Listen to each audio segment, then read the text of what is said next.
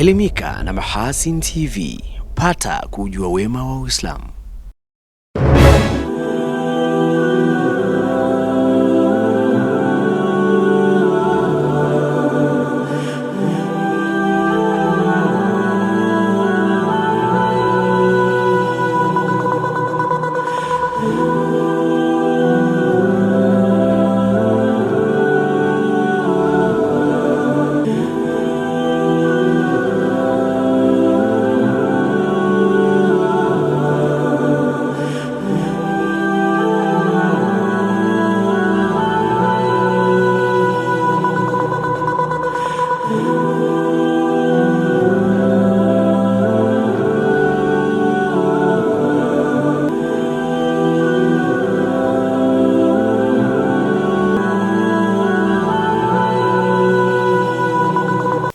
Assalamu alaikum wa rahmatullahi wa barakatuh. Habari za wakati huu mtazamaji wa Mahasin TV popote pale ulipo. Karibu katika kapu la habari. Mimi Hilal Sefu Riyami nitakusomea habari za kitaifa. Na katika habari za kimataifa utakuwa awali ya yote naangazia muhtasari wake. Rais Dr. Samia Suluhu Hassan ahitimisha ziara yake ya siku 4 mkoani Simiyu. Misheni maalumu ya Umoja wa Afrika ya kutathmini maandalizi ya uchaguzi mkuu wa mwezi Oktoba 2025 yaridhishwa na maandalizi kuelekea uchaguzi huo. Katika habari za kimataifa tutaangazia siku ya 6 ya mapigano makali kati ya nchi ya Israeli na Iran.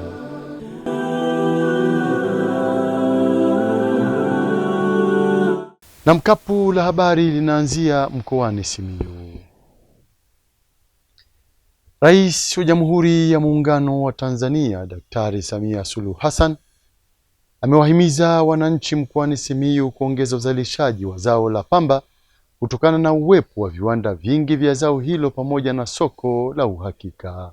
Taarifa kamili na Zuberi Mgaya. Akizungumza na wananchi baada ya kuzindua kiwanda cha uchakataji pamba mbegu chenye uwezo wa kuchakata takriban tani 350 kwa siku, amewataka wananchi hao kuongeza uzalishaji wa zao hilo. Katika wilaya yetu ya Maswa, nimeingia leo asubuhi, nilizindua kiwanda cha kuchambulia pamba mbegu cha Shri Rajendra Agro Industry. Ni kiwanda kikubwa cha shilingi bilioni 12 na milioni 400 na kina uwezo wa juu wa kupokea tani au kutengeneza tani 350 za pamba mbegu kila siku. Kiwanda hiki kitatoa ajira katika wilaya yetu, kitaongeza thamani ya pamba na kuhakikisha soko la pamba tunayoilima hapa katika wilaya yetu, kwamba pamba yote itakayolimwa kiwanda kile kina uwezo wa kununua na hivyo kuhakikisha soko la pamba katika wilaya yetu. Aidha, Mheshimiwa Rais Dr. Samia amewapongeza viongozi wa halmashauri ya Maswa pamoja na wananchi katika ukusanyaji wa mapato kwa wakati ndani ya wilaya hiyo kwa mwaka. Tajielekeza moja kwa moja kwenye pongezi kwa wana Maswa kwa ulipaji wa kodi mzuri sana na kwa kiwango cha makusanyo ambayo mmekuwa mkipata kwenye halmashauri. Mwaka huu mlipangiwa kukusanya shilingi bilioni 3.6 na hadi mwisho wa mwezi Mei halmashauri ilikuwa imekusanya shilingi bilioni 3 milioni 460 sawa na 96.21 ya lengo. Hii ni kazi nzuri na ni matumaini yangu tukifika mwisho wa mwezi huu kiwango hiki kilichopangwa kitakuwa kimetimia. Pia amewataka wananchi kuchangamkia fursa za ajira katika ujenzi wa miradi mbalimbali ya maendeleo inayopita ndani ya wilaya ikiwemo ujenzi wa reli ya kisasa SGR kuweza kuwanufaisha kupata kipato kutokana na uwepo wa miradi hiyo. Niwaombe mchangamkie fursa hii. Fursa zinazokuja za maboresho ya miundombinu ndani ya wilaya yenu, nendeni kazichangamkieni. Kutakuwa na fursa za ajira na zabuni wakati wa ujenzi na vile vile tujipange namna tutakavyonufaika na huduma za reli pindi ujenzi utakapokamilika. Tuanze kujielekeza kufikiria uzalishaji zaidi, kuongeza thamani pia na vile vile kuyafikia masoko ya mbali kwa kutumia usafiri nafuu wa SGR. Rais Dr. Samia yupo katika ziara yake mkoani Simiyu kwa siku ya 4 katika kukagua na kuzindua miradi mbalimbali ya maendeleo inayotekelezwa na serikali. Jijini Dar es Salaam, Waziri Mkuu Mheshimiwa Kassim Majaliwa ametoa wito kwa watafiti na wapangaji wa sera kuwekeza katika tafiti zenye tija kwa wananchi ambazo matokeo yake yatatumika kutengeneza sera na mipango ya utekelezaji yenye kuleta mabadiliko halisi katika jamii. Rajab Shaban Matuga ana undani wa taarifa hiyo. Waziri Mkuu Kassim Majaliwa amesema hayo wakati akizungumza kwenye kongamano la 13 la kisayansi la Chuo Kikuu cha Afya na Sayansi Shirikishi Muhimbili MUHAS jijini Dar es Salaam. Tafiti zisiishie kwenye makabrasha na kuziweka kwenye makabati. Tunahitaji tuone matokeo ya tafiti hizo yakifanya kazi katika utoaji wa huduma hapa nchini. Tunataka tuone matokeo yake yanatumika kutengeneza sera na mipango ya utekelezaji ili kuleta mabadiliko halisi katika utoaji huduma kwenye sekta afya. Wadau wa sekta binafsi na washirika wa maendeleo, ongezeni uwekezaji katika vifaa tiba, lakini pia teknolojia zipanuliwe kwa lengo la kuimarisha uwezo wa kukabiliana na magonjwa kwa wakati. Serikali itaendelea kuwapa ushirikiano wa kuendelea kutoa huduma za afya na kusimamia maboresho ya sekta ya afya.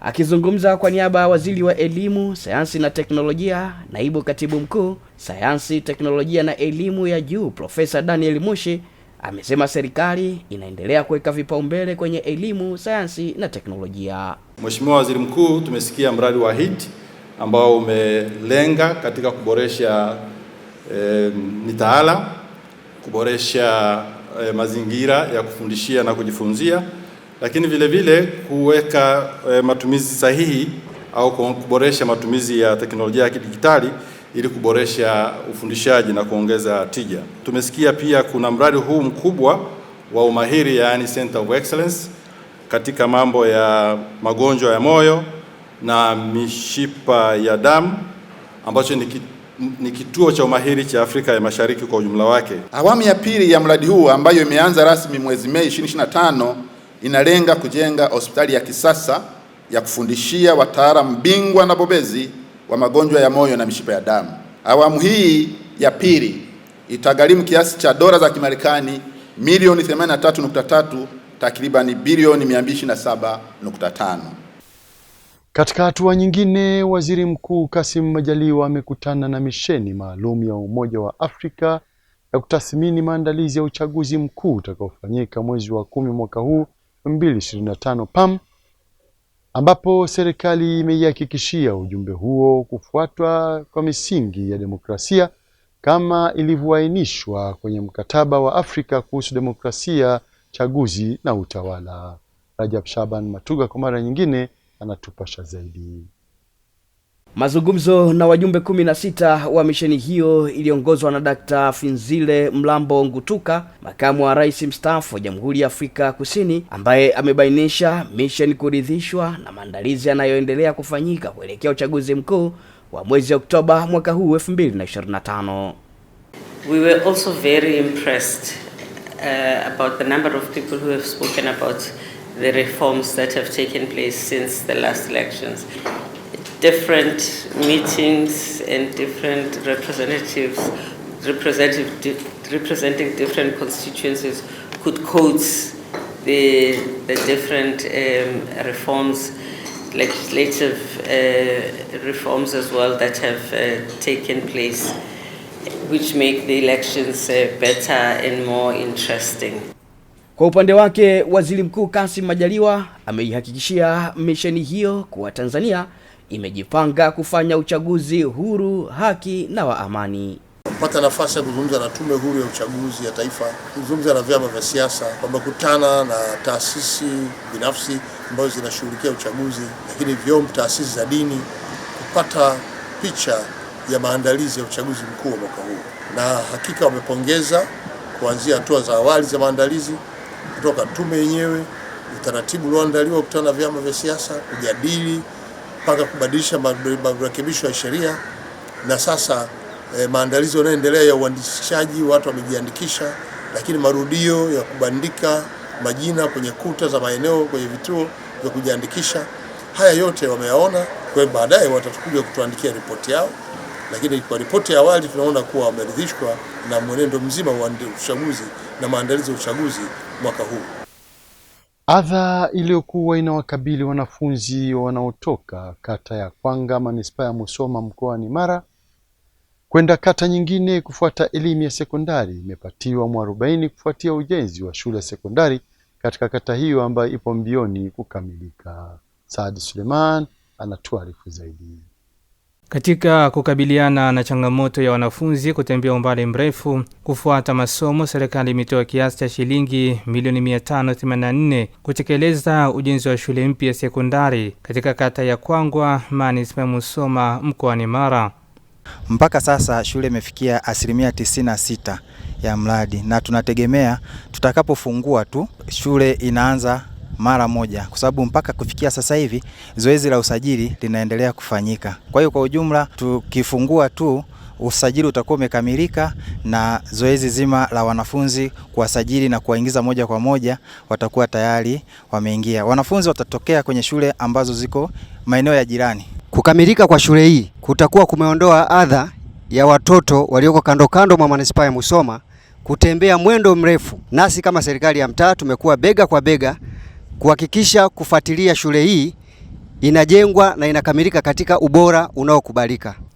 Shule hiyo mpya ya kata ya Kwanga inataraji kufunguliwa rasmi na kuanza kupokea wanafunzi mapema mwezi wa 7 mwaka huu 2025 pindi shule zitakapofunguliwa kwa ajili ya muhula wa pili wa masomo. Wanafunzi wa kidato cha kwanza watakaoingia hapa, wanafunzi wako 23 ambao wako katika shule mlezi ambayo ni Kiara, watafika hapa pamoja na wanafunzi wengine wanaotoka kwenye shule jirani katika eneo hili. Kwa hiyo tunatarajia kwamba tutapata wanafunzi wa kutosha na walimu tunao tayari, tumekwisha tenga, tumepokea ajira mpya. Kuna walimu 4 ambao tayari watakuwa kwenye shule hii kwa ajili ya kuanza masomo mwezi wa 7. Baada ya kutembelea na kukagua maendeleo ya ujenzi wa shule hiyo, mkuu wa wilaya Musoma Juma Chikoka anatoa rai, wito na maelekezo ili kufikia malengo na dhamira ya serikali. Mradi huu kwanza ukamilike kwa wakati. Tunachotaka shule zinapofunguliwa tu watoto wetu waanze kusoma hapa. Nami nitaendelea kuhakikisha kwamba tunasimamia mradi huu uishe kwa wakati kwa kuzingatia ubora, lakini kuangalia pia na thamani ya pesa ambayo iliyotumika. Na ile shule tutakapofunguliwa ile siku ya kwanza, mimi na wananchi wote wa Kwangwa tuje hapa tuifungue hii shule, ndi tuwakabidhi wananchi hii shule, lakini dhamira itakuwa ni ile ile. Tunaanza pamoja, tunamaliza pamoja. Na huo ndio mwelekeo wa serikali ya wilaya.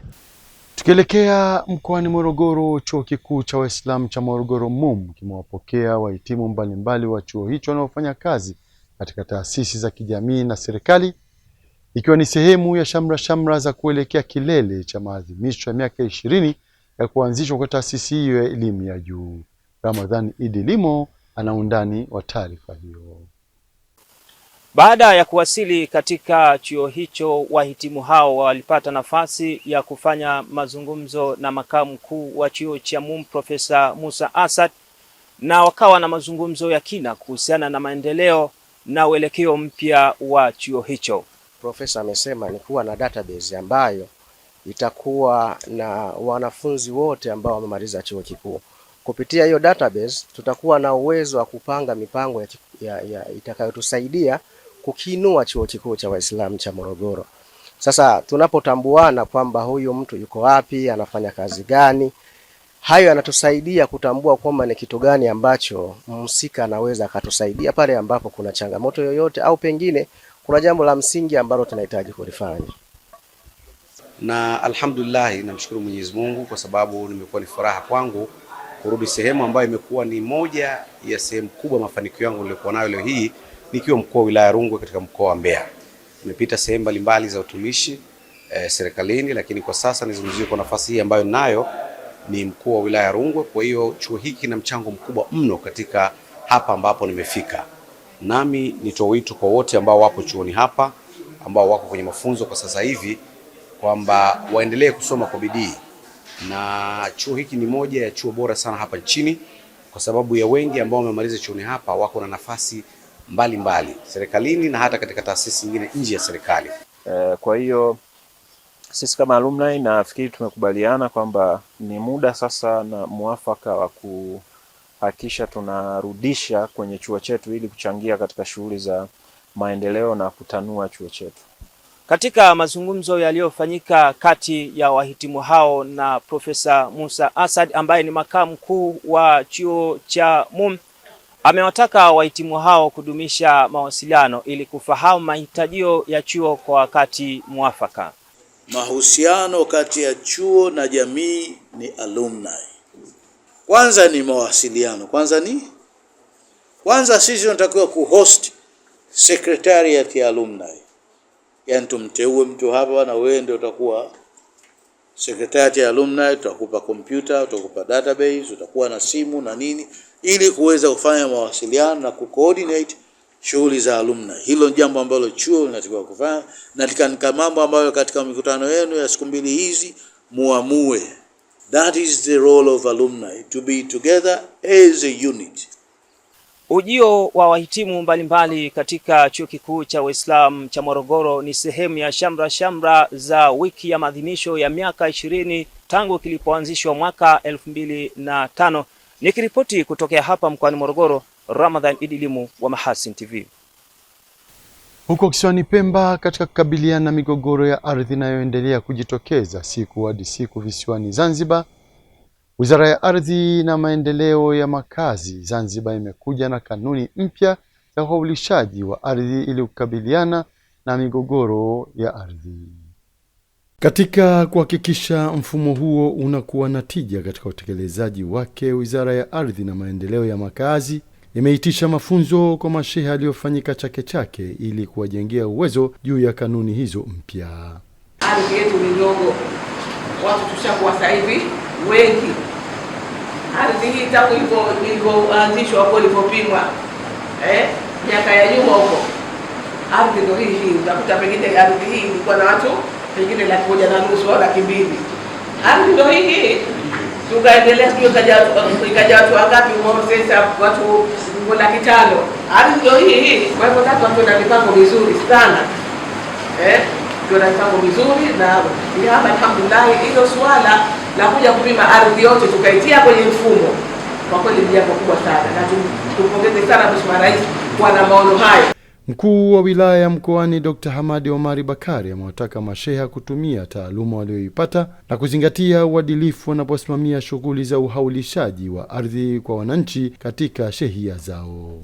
Kuweni waadilifu wa hali ya juu kuhakikisha kwamba mnasimamia swala zima hili ili kuepusha hiyo migogoro, lakini pia na kujiweka salama hapa na kesho.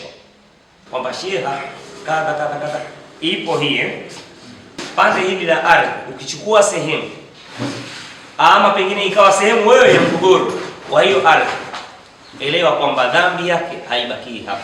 Ombi la masheha kwa Kamisheni ya Ardhi Zanzibar kupitia idara ya upimaji ni kutoa mashirikiano ya kutosha kwa masheha wanapofika kwenye maeneo ya wananchi kwa ajili ya zoezi la upimaji.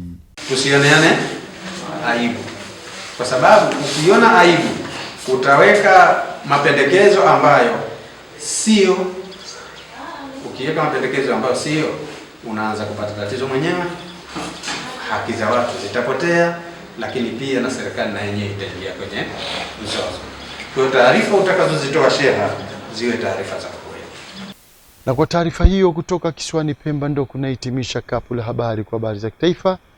Tupate mapumziko mafupi na kisha tarejea hapa kuangazia habari za kimataifa. Hii ni Mahasin TV, pata kujua wema wa Uislamu. Mahasin TV, channel namba 455 katika kingamuzi cha Azam.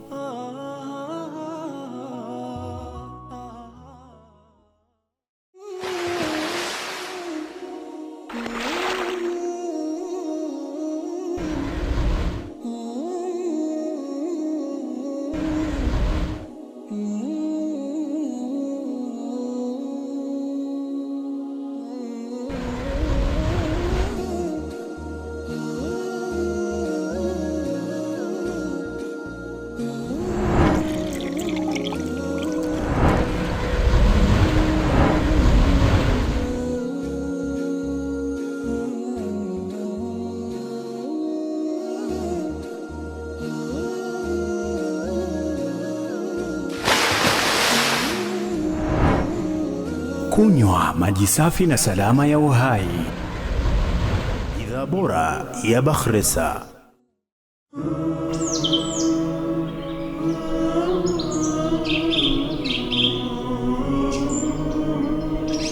Mahasin TV, pata kujua wema wa Uislamu.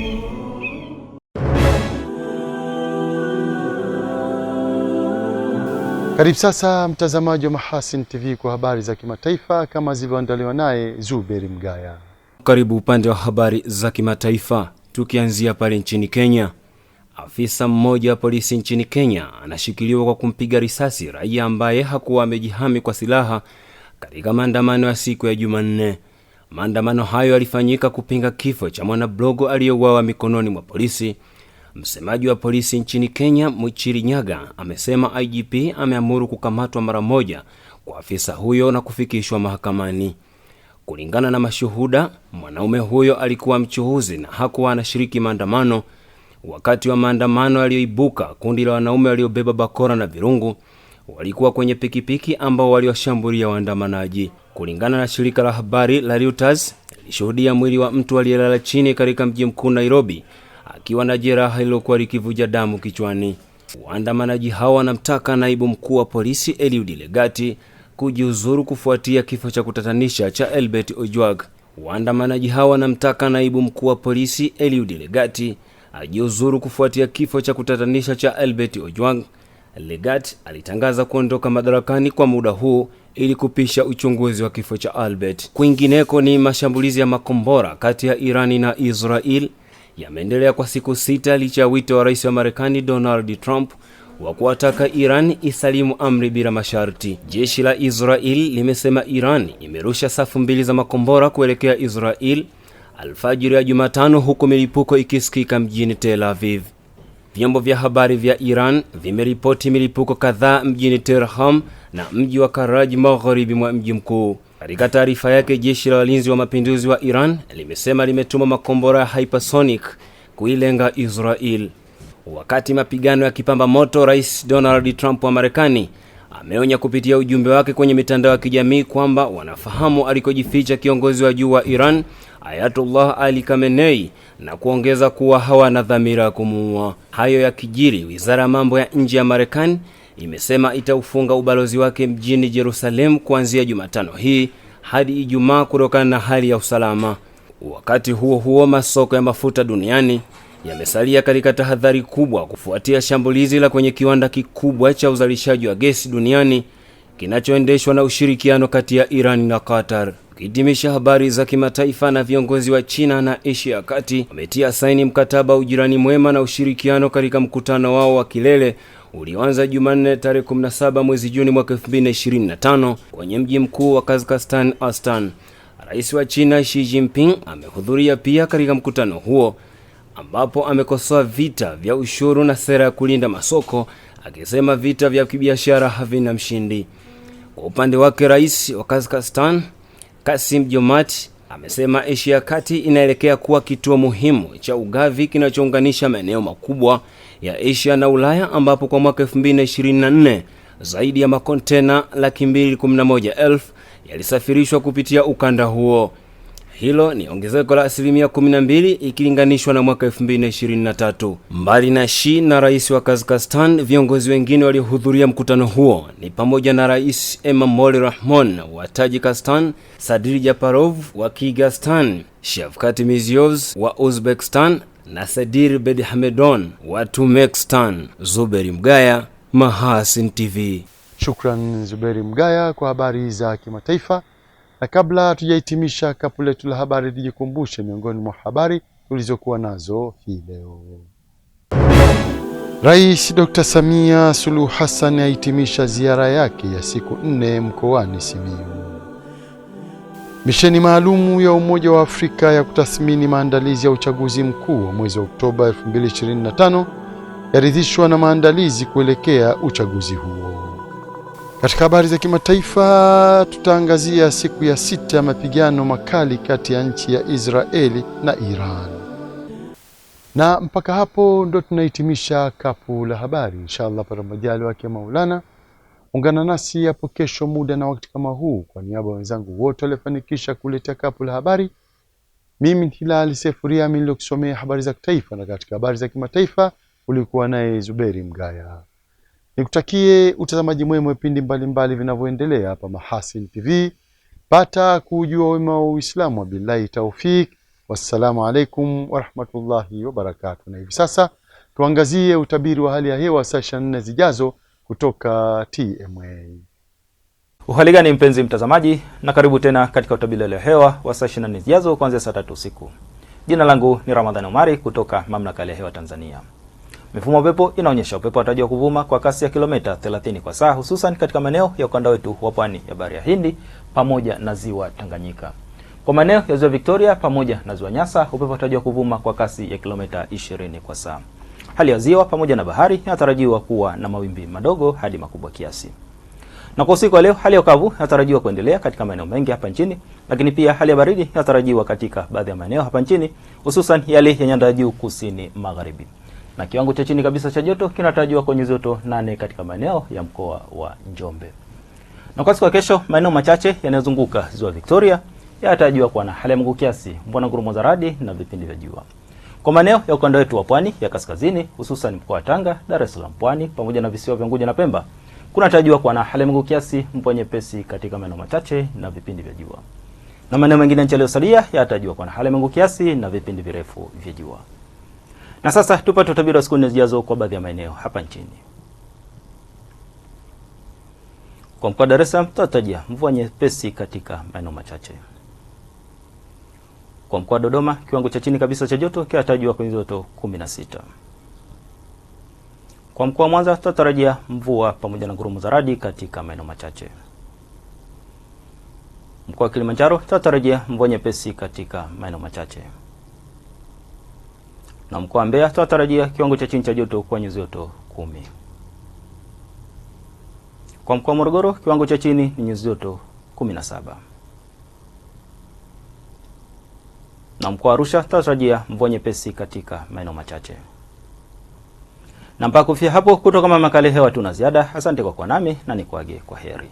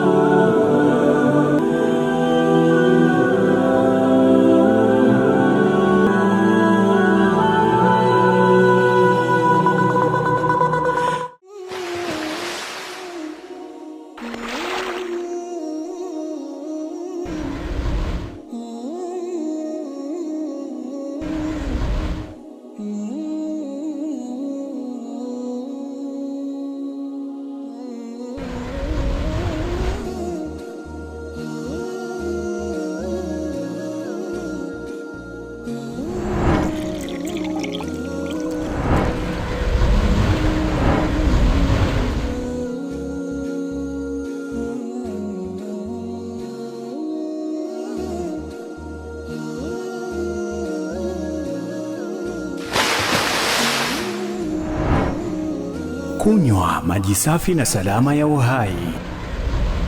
Bidhaa bora ya Bakhresa.